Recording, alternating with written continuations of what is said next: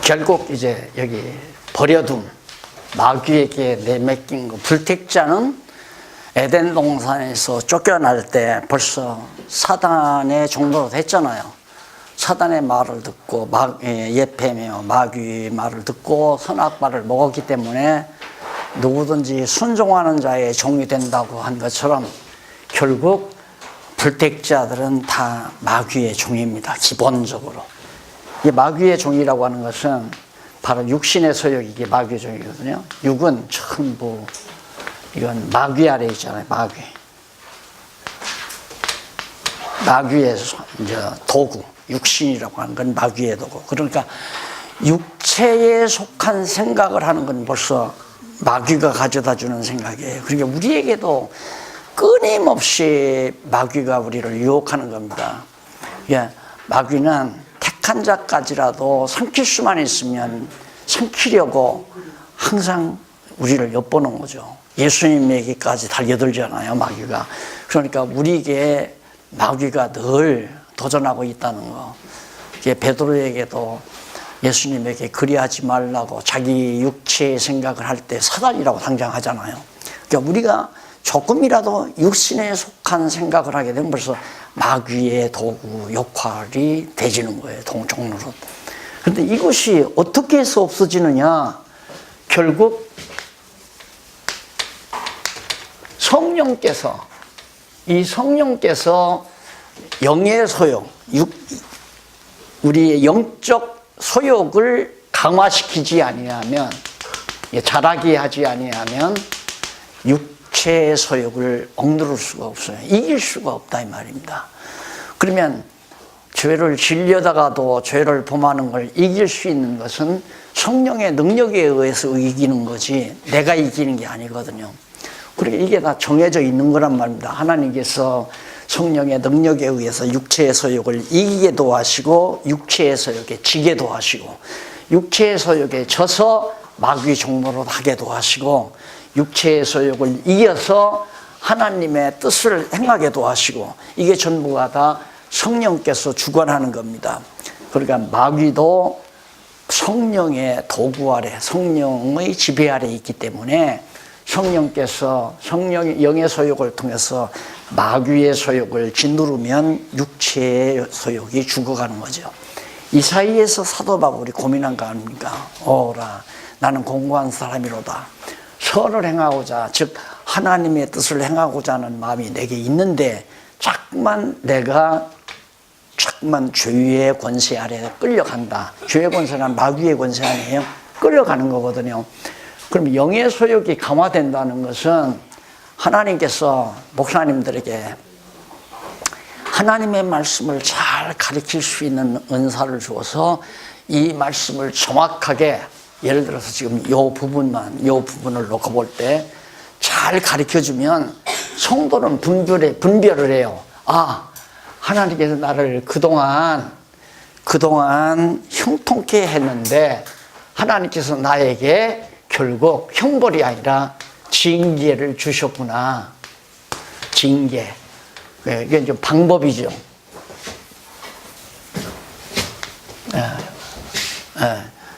방법.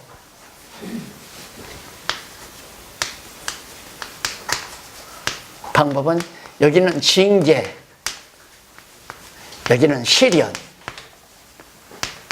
이걸 목사님들이 성경을 깨달아서 잘 성도들이 가르쳤어요.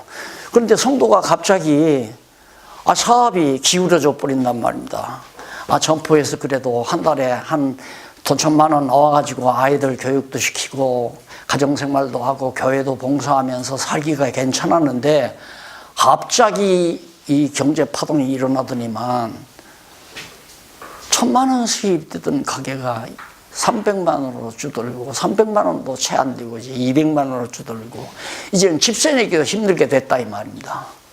그러면 성도가 내가 뭘 하나님 앞에 잘못했나, 그동안 내가 정말 형통할 때, 사업 잘 될 때 최선을 다해서 복음을 위해서, 진리를 위해서, 하나님 앞에서 선한 일을 위해 내가 충성하며 잘 살았는데 하나님께서 왜 갑자기 나를 우리 사업이 이렇게 병들게 만들었을까? 이걸 모르면 좌절하는 거죠, 이제. 이걸 모르면. 안 그래요? 하나님께서 형통한 날 주시더니만 곤고한 날 주시는구나. 성경에도 있잖아요. 하나님께서 솔로몬이 한 말이에요. 곤고한 날과 형통한 날을 겸해서 준다. 늘 우리를 형통하게만 하는 게 아니에요. 곤고한 날도 준다 이 말이에요. 그럼 왜 그러는가? 형통한 날에는 하나님께 찬양하고, 그 하나님을 찬양하라는 말은 여호와 하나님을 위해서 온전히 정말 살라는 얘기고, 곤고한 날에는 하나님 앞에 기도하라는 얘기고, 기도하라고, 생각하라고. 이래서 주었다고 이렇게 공부를 해 놓으면, 알아 놓으면, 하나님께서 나에게 지금 곤고한 날 주시는구나. 이게 언제? 창세전에 다 작정된 일이다 이 말이에요. 지금 트럼프 때문에 중국과의 경제 파동이 일어나가지고 갑자기 달러 이자가 올라가 버리니까 주식이 70 몇 종가가 다 하루아침에 하루에 그냥 다 날아가 버렸잖아요. 그러니까 돈이라고 하는 물거품이에요. 72조라면 엄청난 돈 아니에요. 하루에 날아가 버려, 어디 하루에. 그러니까 그렇게 하나님께서 세계의 역사를 이끌어가는 것도 그동안 잘 나가게 하더니만 이제 공고함이 오잖아요. IMF 같은 공고한 날이 온다 이 말입니다. 그런 때 하나님 앞에 생각하고 기도하라는 거구나. 이렇게 생각하고 이걸 통해서 하나님은 나에게 한 번 더 성장케 하시려는, 욥을 완전히 망하게 했다가 다시 흥하게 하심으로 욥의 믿음이 훌쩍 크지 않았어요. 똑같은 거예요. 그러니까 성도의 신앙이 크려면 사업적으로 망해보기도 하고 병도 죽을 지경까지 갔다가 낫기도 하고 이런 과정을 겪어야 바로, 저 사모님이 지금 웃는데 맞는 얘기예요.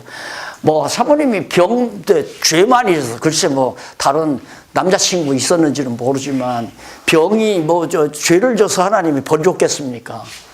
다 그런 곤고한 날을 겪고 나면 사는 것이나 죽는 것이나 병나는 것이나 낫게 하는 것이나 다 하나님의 손에 달려있다라고 믿고 한 번 시련을 겪고 나서 막 성장을 하잖아요, 믿음이. 이제는 그보다 더 어려운 일이 와도 견뎌낼 수 있는 믿음이 성장하는 거죠.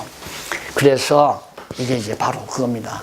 얼마나 하나님의 말씀으로 성도들의 신앙을 잘 길러놔야 되는가. 안 길러놓으면 한 사람 한 사람 가서 밥 다 떠먹여야 돼요.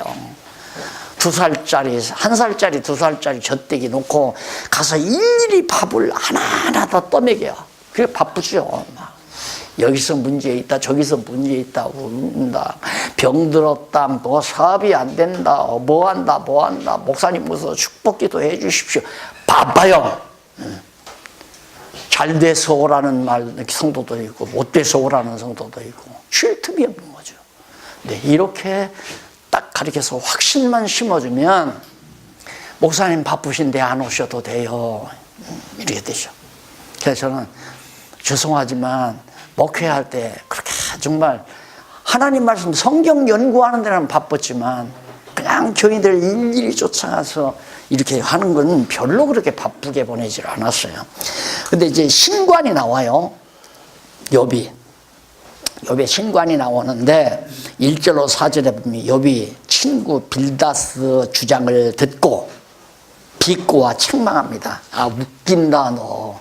그런 신관이 어디 있느냐. 그러니까 평범한 일반적 무속신이죠. 무속신은 이런 작적이 없어요. 자기에게 잘하면 잘 해주고 잘못하면 무속신이 벌을 주고, 그게 이제 무속신 아닙니까? 그러게 이방 모든 종교들은 전부 그거예요. 선한 일 해야 복받고 산다. 3대에 적선을 해야 귀한 복이 그 집안에 들어온다. 그게 이제 일반 종교에서 가르치는 건데, 그걸 기독교에 그대로 접목시켜가지고 그대로 가르친단 말입니다. 선한 일하고 착한 일하면 하나님 복 줘서 잘 산다. 이런 식으로. 그러니까 안 맞는 거죠. 그러니까 욥이 지금 비꼬는 거예요. 비꼬면서 거기 어떤 말이 나오느냐면 3절 지혜 없는 자를 참 잘 가르쳤구나. 너 내가 지혜가 없는 자인데 네가 참 잘 가르친다. 비꼬는 말이에요. 큰 지식을 참 잘 나타내었구나. 네가 누구를 향하여 말을 내었느냐 감히. 네 신이 네게서 나왔느냐. 여기서 네 신이 네게서 나왔느냐라는 말은 이쪽에 보면 51페이지에 보면 그 신이라는 말은 원래 신은 엘이라는 말이거든요. 근데 여기서는 엘이라는 말을 쓰지 않고 네샤마라는 말을 써요. 그 히브리어 나오죠. 그런데 이는 호흡 또는 영감이라는 뜻이에요. 영감. 그래서 여기서는 신이라고 해석하지 말고 영감으로 해석하는 것이 자연스럽습니다.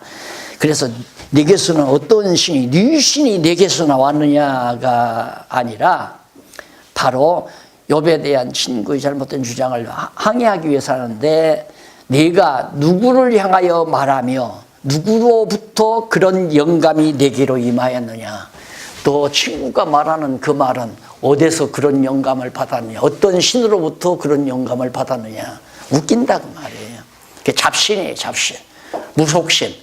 그러니까 일반적으로 죄송하지만 목사님들한테 욕먹을 얘기인지는 모르지만 그냥 다 무당굿이에요. 거의 다가 그냥 교인들 모아놓고 무당이 하듯이 착한 일 하면 복 받고 착한 일 안 하면 벌 받는다. 신에게 충성하면 하나님이 복 주고 충성 안 하면 하나님이 벌 준다. 이게 무당 잡신 세계에서 하는 얘기 아닙니까? 그러니까 천배만배 하는 거죠.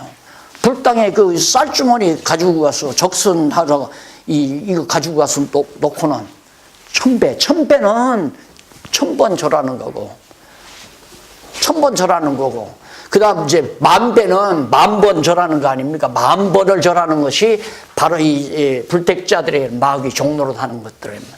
마귀 종로로 하는 거. 이런 신관을 그대로 교회 안에서 그대로 가르치니까 난 그냥 열통 틀어 죽겠는 거죠.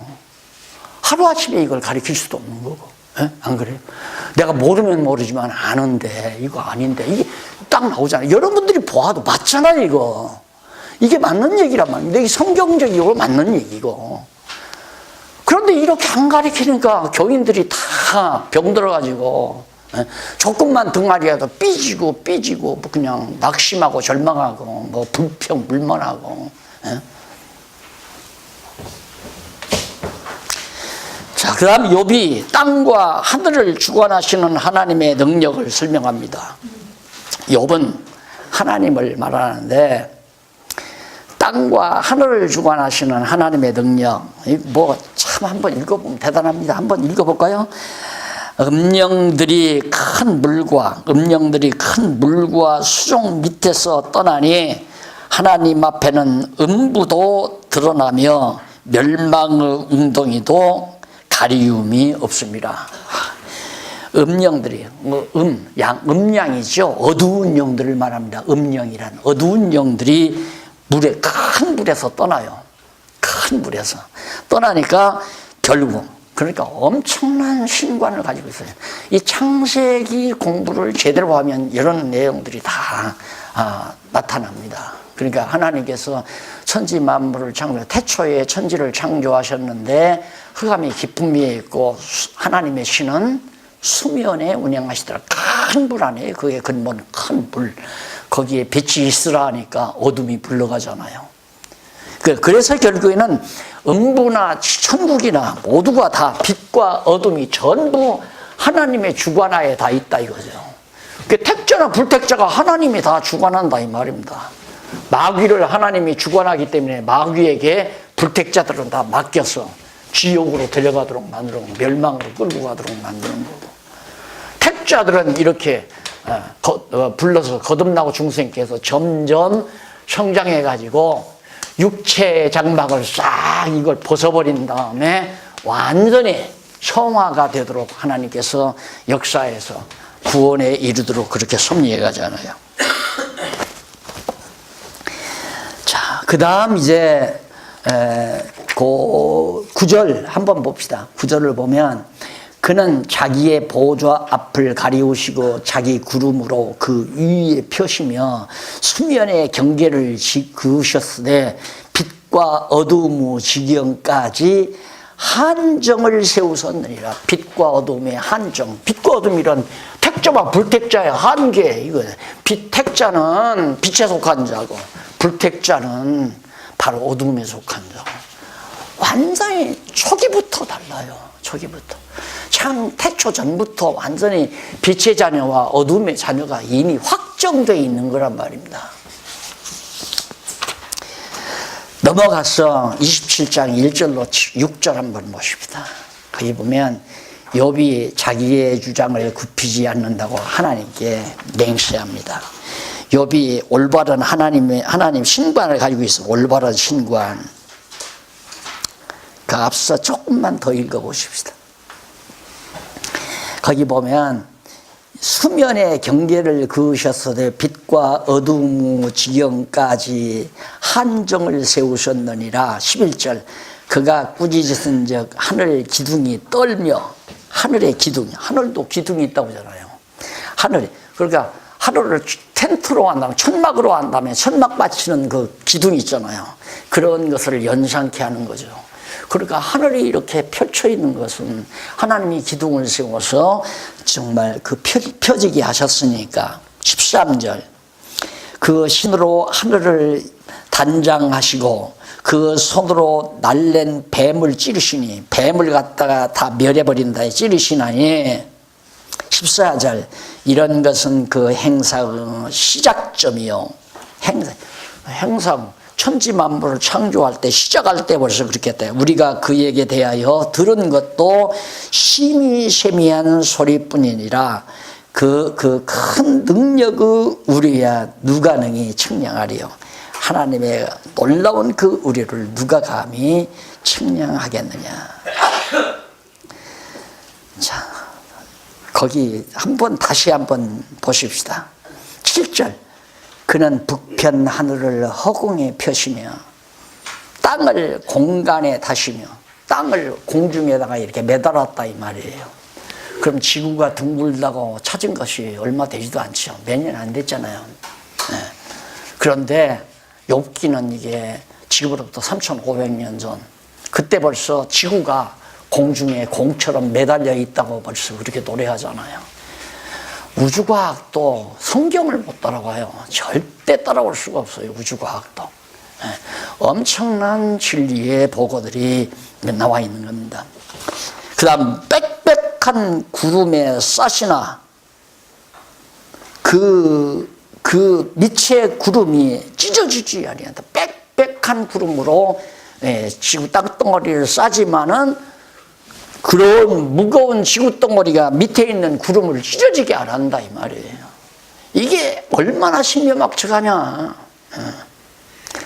비행기 타보면 막 구름이 다 덮어 있잖아요. 구름 위로 비행기가 뜨니까 밑에는 구름이 막 솜처럼 쫙 깔려 있잖아요. 그게 다 누가 하나님이 그렇게 싸게 하셨다 이 말입니다. 그런데 구름이 안 찢어져요.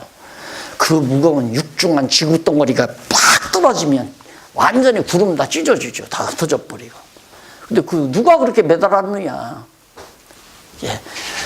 너희들처럼 그 친구들 너희들처럼 뭐 하나님이 뭐 너희들이 잘하면 복 주고 잘못하면 벌 주고 그 조사랄기 같은 신들이나 잡신들이나 거지다지 하나님은 상대가 안 된다. 너희들이 말하는 하나님과는.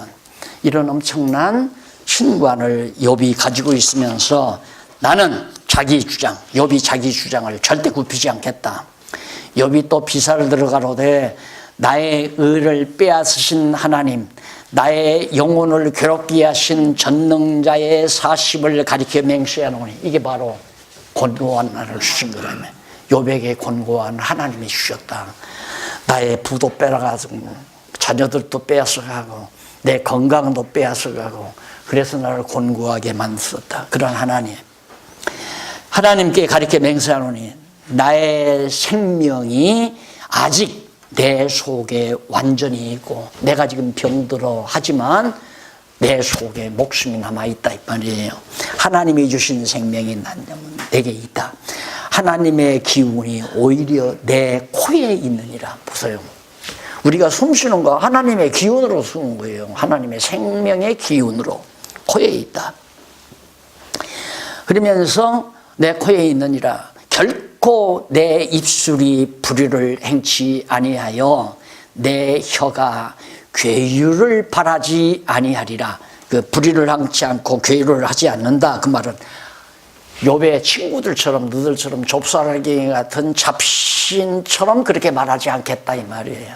하나님은 위대한 전능자이시기 때문에 나는 단정코 너희를 옳다하지 아니하겠다. 그 친구들의 말을 내가 절대 수긍하지 않겠다. 확신의 차이잖아요. 그러니까 나는 그거죠. 성도들이 이런 신관만, 욥이 가지고 있는 이런 신관만 확실하게 가지고 있으면 이단, 어느 이단 겁나 하나도. 이단이 왔다가 도리어 물러가 버리고 이단이 돌아와 버리고, 이단이 돌아오죠. 잘못하는 사람들이 깨닫고 다 돌아온다 이 말입니다. 전하기만 하면. 그 요즘에는 한때는 이단이라고 난리치고 비성경적이라고 난리치던 사람들이 말씀 듣고 이렇게 돌아오고, 목사님들, 지방에서 목사님들이 이렇게 와서 돌아와서 얘기하는 거 보면 이 말씀의 유력이라는 게 대단하잖아요. 제가 전하는 건 성경만 전하잖아요. 성경만. 친구들은 앞에서 말하지만 과거 선배들, 선조들이 하는 말을 근거 삼아서 자기들의 말을 정당화하려고. 우리들도 마찬가지죠. 우리 조상들이 과거에 다 잡신 섬겼잖아요. 무속신앙 다 가지고 있었단 말입니다. 집안에 뭐가 있으면은 주당신, 집안 주당신에게 정성 드리고 제사 드리고 이러면서 했듯이 다 그런 식으로 다 모두가 우리가 신관이 엮어져 있는데, 그걸로 친구들이 지금 신을 얘기하니까 욥이 받아들일 리가 없죠. 근데 신학자라고 해서 열 겁니까? 그리스 철학자들이 한 얘기를 각색해가지고 기독교 신을 설명한다고 한 게 바로 서구신학이라는 말입니다. 서구신학은 그리스 신화의 하나의 옷을 입은 거예요. 그리스 신화의 기초를 두고. 그래서 이원론 사상이 아주 농후하게 들어있는 거죠. 그리스 신화에서는.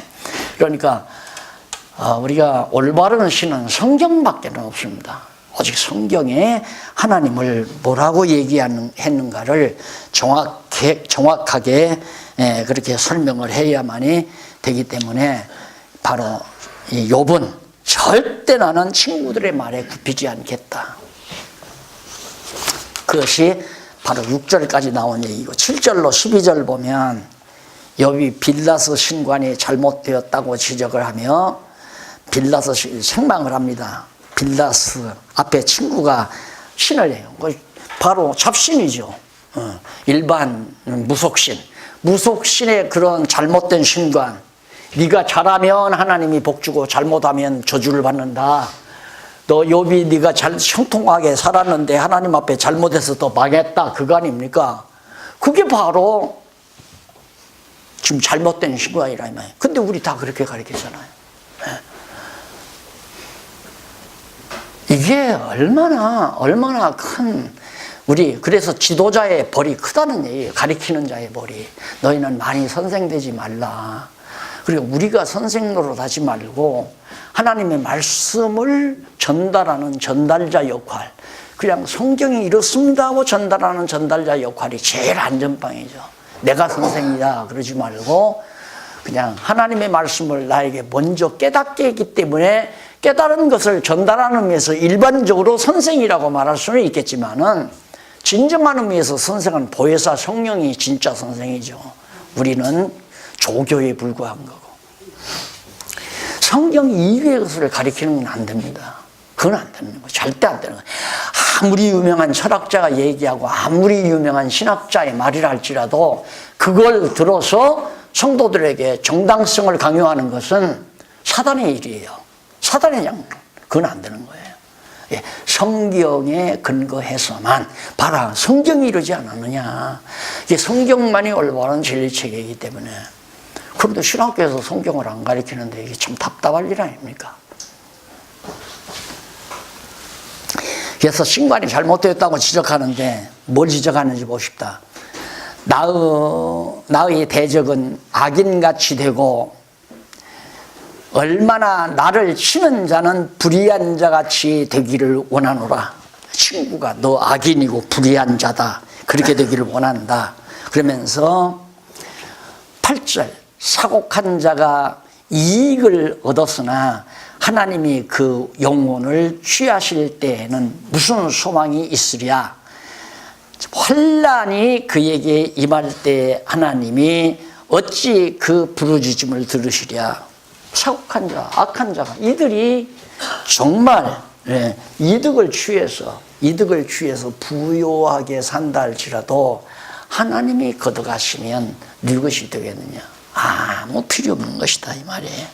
그래서 그가 어찌 전능자를 기뻐하겠느냐. 그런 불택자들이 전능하신 하나님을 절대 기뻐하지 않는다. 항상 하나님께 불러 아뢰겠느냐. 하나님께 기도하지도 않고 부르짖지도 않고 하나님의 하시는 이 일을 내가 너희에게 가르칠 것이요 전능자의 뜻을 내가 숨기지 아니하리라. 바로 이것을 뜻 드러내겠다. 내가 하나님의 작정을 이걸 드러내겠다. 이거 쉽게 말하면 내가 숨기지 아니하리라. 너희가 다 이것을 보았거늘 어찌하여 아주 허탄한 사람이 되었냐. 아주 허망한 얘기. 착하게 잘 살면 복받고 산다. 요즘에는 뭐라고 합니까? 아유, 당신 아들 참 착해. 그 말을 당신 아들 왜 이렇게 못났냐, 그 말과 같다는 얘기예요. 착하다는 말이 어리석다는 얘기로 그렇게 통하는 세상이. 그러니까 세상은 악착 같아야 된다 이거죠. 당연하잖아요. 불택자는 악착같이 자기 이익만을 추구해야 돼요. 지금 뭐 세계도 왜 이 난리예요.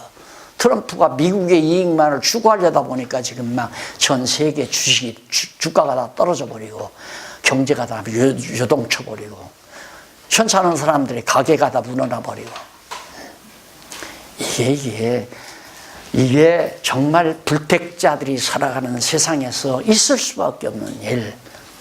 여러분 착하게 꼬박꼬박 일해서 한 시간에 하루에 그냥 5만 원 준다고 꼬박꼬박 하고 일해서 한 달에 350, 150만 원 받아가면 언제 집 사고 언제 죽는 날까지 안 되잖아요. 죽는 날까지. 그러니까 10만 원 달라 20만 원 달라 고함치고 싸울 수밖에 없죠.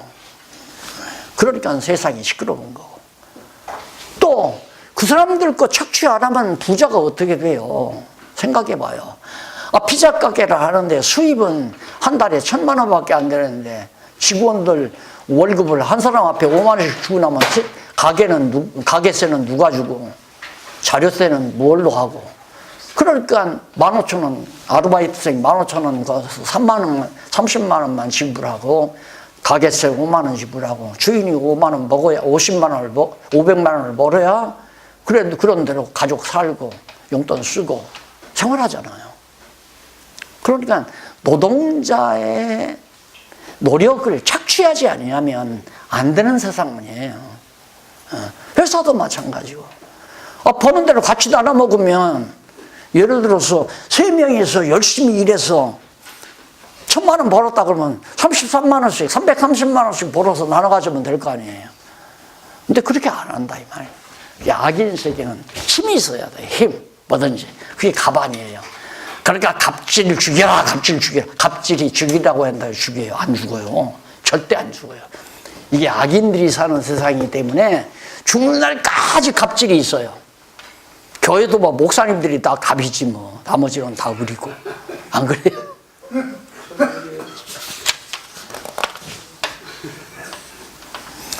그러면서 욥이 하나님을 필히 악인의 형통을 피하신다고 주장합니다. 이 친구들의 말과 비슷하잖아요. 친구들이 여지고 악인은 망한다. 욥 네가 망한 것은 악인이기 때문에 망했다 그건데 욥도 그 얘기를 하는 거예요. 그러면 이게 이제 헷갈리는 거야. 그럼 욥이 하는 말하고 친구들 하는 말하고 똑같지 않냐? 전혀 달라요. 전혀. 악인이 망한다는 게 얼마나. 악인의 형통은 결국 멸망에 이른다. 여기를 말하는 게 욥의 상황과 여기 상황이 전혀 다르잖아요. 이제 친구들은 너 욥이 형통하게 살았는데 망한 이유는 죄졌기 때문에 망했다 그거 아니에요. 계속 논리가 그거거든. 그런데 욥은 바로 이쪽을 향해서 그러는 거예요. 악인이 서령 불택자가 이 땅 위에서 형통하다 할지라도 결국은 하나님이 마귀종으로 내버려 두어서 자기 욕심을 차려가지고 치부하고 사기치고 정말 부정한 재물로 부를 쌓았다 할지라도 결국은 멸망에 이른다. 이제 그런 얘기입니다. 그 다음 넘어가서 지혜론을 얘기해요. 지혜론, 욥이 지혜에 대해서 설명하는데 기가 막힌 얘기입니다. 정말 이 지혜론에 대해서 한번 보실까요? 28장 1절로 11절에 보면 욥이 땅에서 귀한 것들을 얻을 처소는 알 수 있다고 합니다. 예, 땅에 속한 것들은 어디서 얻는지를 다 안다. 예, 금이나 은을 어디서 얻는가, 또한 보석은 어디서 얻는가, 그런 것들은 얻는 길이 다 있다. 그래, 은은 나는 곳이 있고 연단하는 금은 나는 곳이 있을 때 금과 은이 땅에서 다 나오잖아요. 철도 나오고 동도 나오고 다 나오고. 그리고 여기 보면 지구 땅덩어리 속에 불이 뒤집어진다고 나와요. 이런 걸 벌써 욥기서에도 다 얘기하잖아요. 땅 속에 용암이 있어가지고 막 부글부글 끓는다. 그 용암 속에서 보석이 나온다는 얘기죠.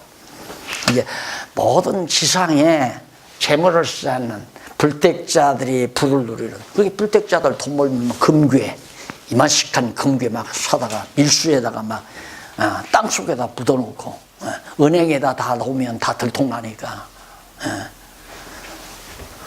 그런 것들을 지금 욥이 연상을 하면서 하는 얘기입니다. 하지만 지혜는 어디서 얻는지 아무도 모른다 이거예요.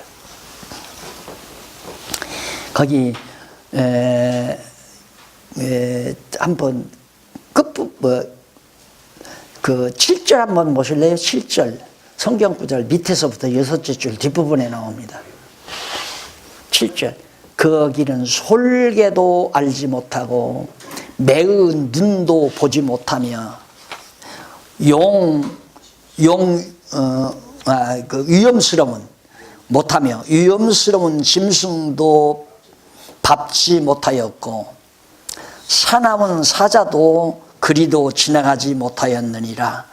사람이 굳은 바위에 손을 대고 산을 뿌리까지 무너뜨리며 돌 가운데로 도랑을 파서 각종 보물을 눈으로 발견하고 시냇물을 따라 시냇물을 막아 스미지 않게 하고 댐을 막는다 이 말이죠. 감추었던 것을 밝은 대로 내느니라. 그러니까 이 지상의 것들은 그런 방식으로 해서 다 금과 은과 보석 이런 것들을 다 찾아낸다.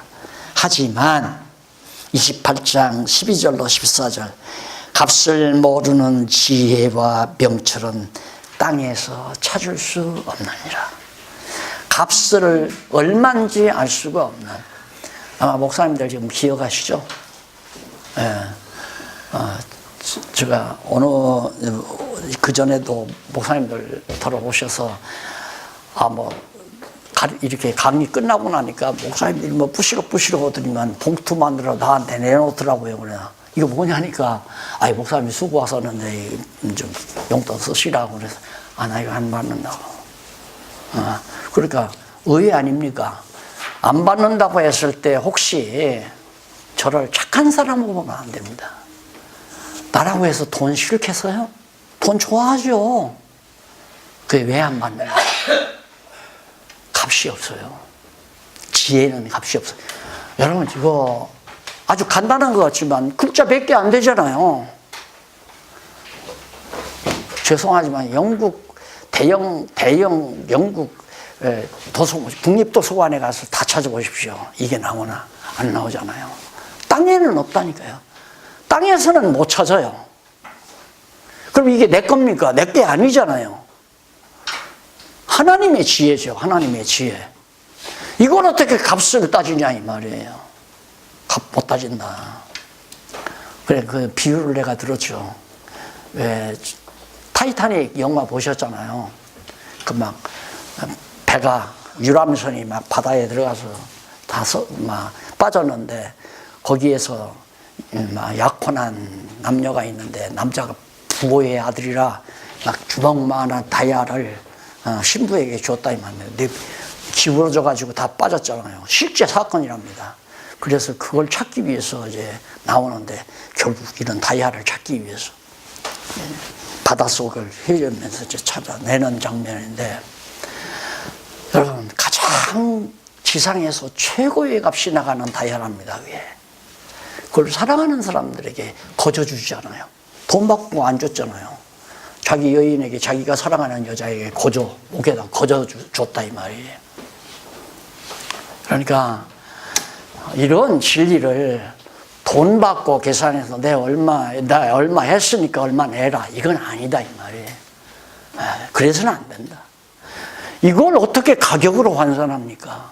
가격으로 환산이, 여기 가격이 없다고 그랬잖아요. 그러니까 나는 이 성경을 알기 때문에 그 얘기를 한 거거든요. 하하, 내가 목회하면서 교인들이 나한테 대가 준다고 목회비 줬구나. 그건 싫다 이 말입니다. 사랑하는 관계에서 주고받는 것은 얼마든지 좋지만 대가 지불이라고 해서, 목사님 우리 3년 동안 이거 가격을 어떻게 따져요? 목사님들 가지고 있는 재산 다 보태도 값이 안 돼요. 그걸 다 나한테 준다고 해도 값이 안 된다 이 말입니다. 그러니 이 엄청난 진리를 욥이 지금 말하고 있는 거예요. 지혜의 값은 무슨 보물로도 비교가 안 된다. 거저준다. 그러니까 내가 목사님들 사랑하는 마음이 없다면 어떻게 이 강의를 하겠습니까? 응? 솔직한 얘기로 여기 와서 한 6시간, 7시간씩 이렇게 강의하다가 한 몇 달 강의하고 나니까 이게 귀가 하나 나가버렸잖아요. 완전히 돌발성 난청으로. 완전히 너무 과하게 해서 나갔다고 병원에 가니까 그러더라고요. 그래도 지금 하잖아요. 5시간, 6시간씩. 귀가 또 하나 나갈 망정. 그런데, 그걸 빌미 잡았어. 이런 말 하는 거 아닙니다. 배웠다, 안 배웠다. 나왔다, 안 나왔다. 조금 나와서, 이것까지면 되겠구나. 뭘 돼? 장사한다고요? 물론 가지고 가서 장사 좀 되겠죠. 장사의 잡수라고 이거 하는 거 아니지 않습니까? 우리 함께 이 보물 가지고 함께 기뻐하고, 가지지 못한 사람들에게 함께 나누어서 좀 함께 즐거워하고, 세상에 가장 좋은 것 가지고 있는 사람 자랑거리가 있는 거 아니에요.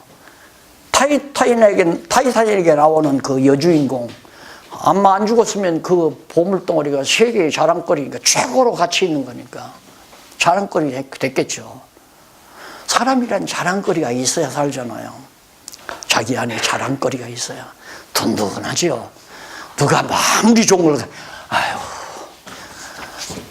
그거에 대해서 부러워하거나, 사람이 벌써 뭐에 대한 부러움이 생긴다는 것은 문제가 있는 겁니다. 벌써 일로로 끌려갈 가능성이 있는 거예요.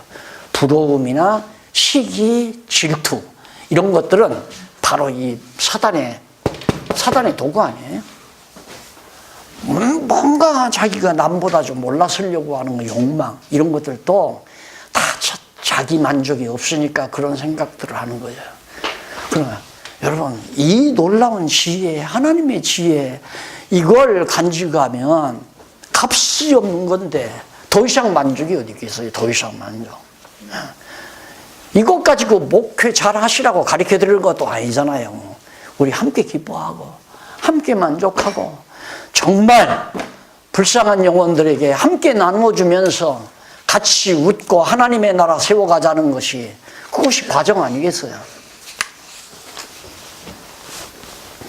그러면서 마지막 결론을 얘기해요. 28장 27절로 28절까지. 주를 경외함이 지혜며 악을 떠남이 명철이다. 지혜와 명철. 지혜, 명철. 철이 밝은 천, 저거 철들었다 그러잖아요. 저거 철들었다. 철들었다는 말은 벌써 굉장히 성숙했다는 얘기 아니에요. 아주 철이 밝다 이 말입니다. 밝을 명자, 명철. 지혜는 뭐냐? 아는, 뭘 아는가?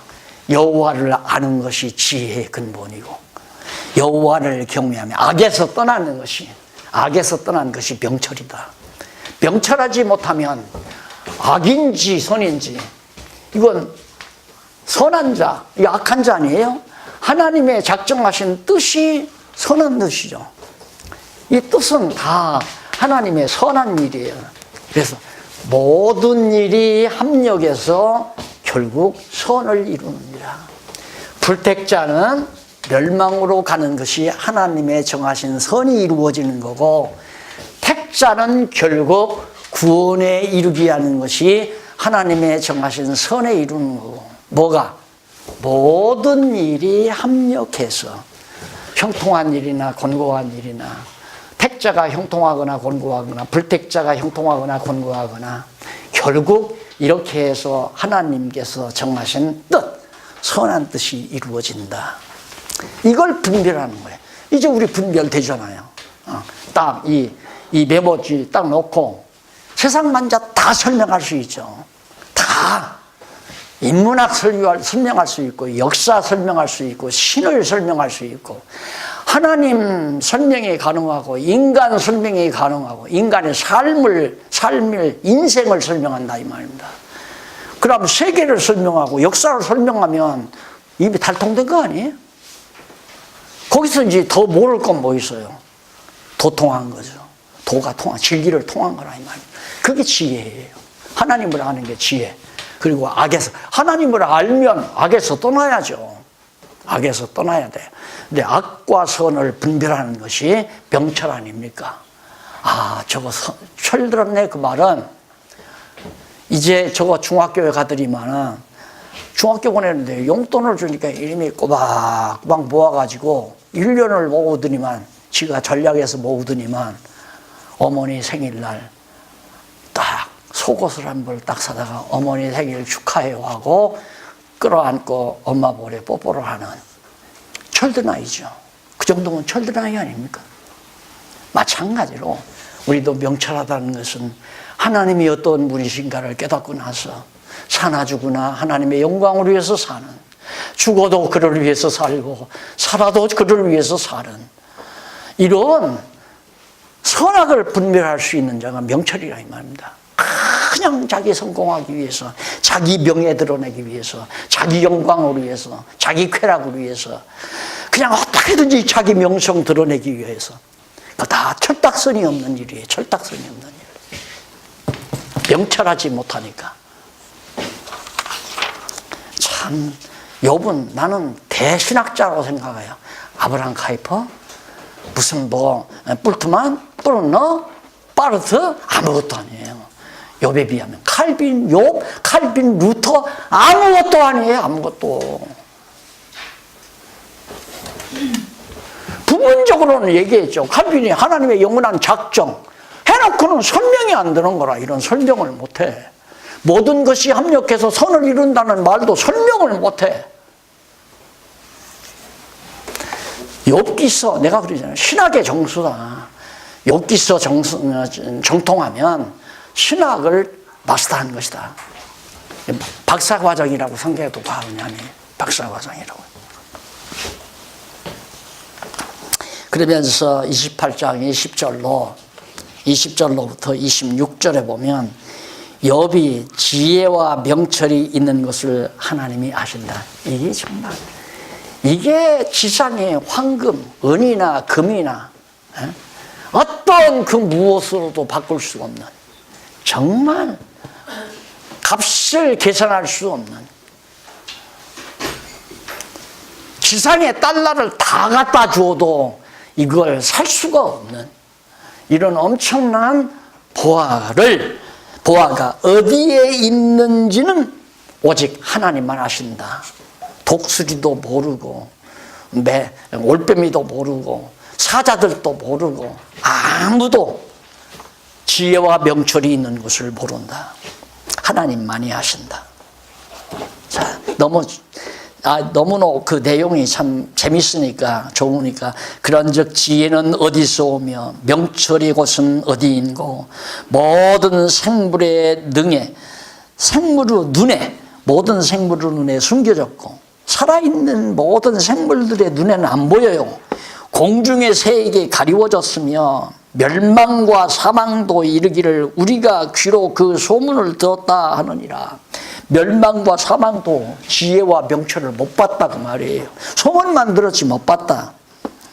하나님이 그 길을 깨달으시며 있는 곳을 아시나니 이는 그가 땅 끝까지 감찰하시며 온 천하를 두루 보시며 바람의 경중을 정하시며 물을 대여 그 분량을 정하시며 비를 위하여 명령하시고 우리의 번개를 위하여 길을 정하셨느니라.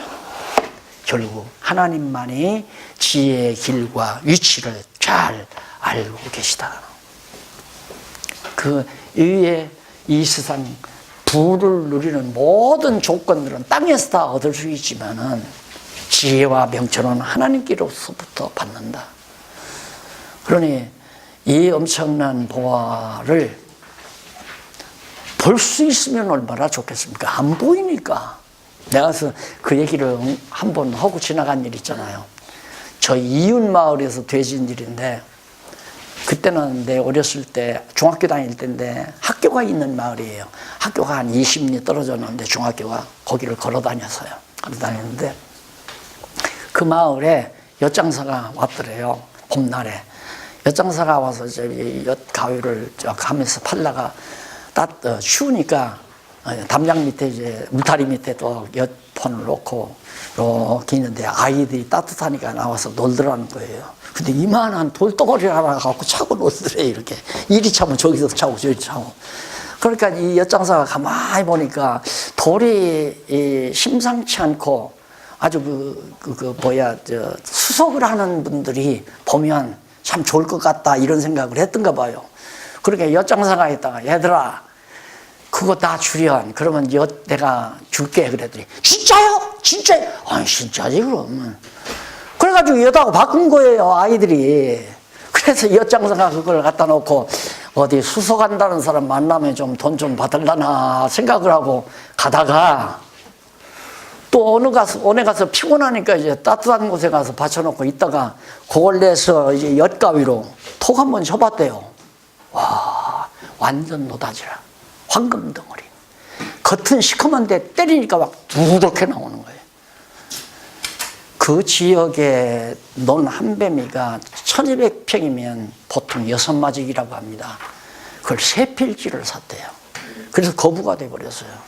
3필지면 368, 18마직이, 18마직이 아닙니까?